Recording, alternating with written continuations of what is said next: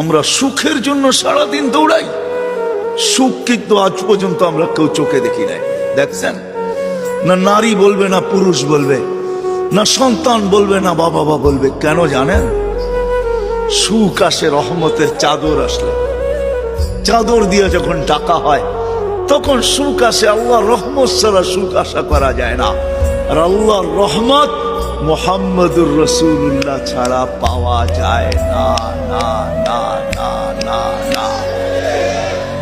যদি বলেন প্রমাণ, আল্লাহ ইঙ্গিত দিছেন, আমার বন্ধুর উপরে একবার তুই দুরূদ পড়বি, দুরূদ ওই ব্যক্তি পড়তে পারে যে আল্লাহর রসুলকে ভালোবাসে, মহাব্বত করে, আল্লাহর রসুলকে অনুকরণ করে ওই দুরূদ পড়তে পারে।